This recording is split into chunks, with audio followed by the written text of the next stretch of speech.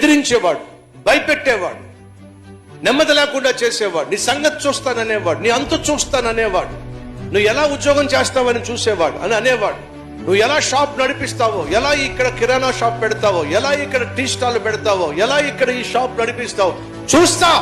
బెదిరించేవాడు, భయపెట్టేవాడు, ఫిలిష్టుడైనటువంటి గొల్యాతు లాంటి వాడు జీవితంలో ఉన్నాడా?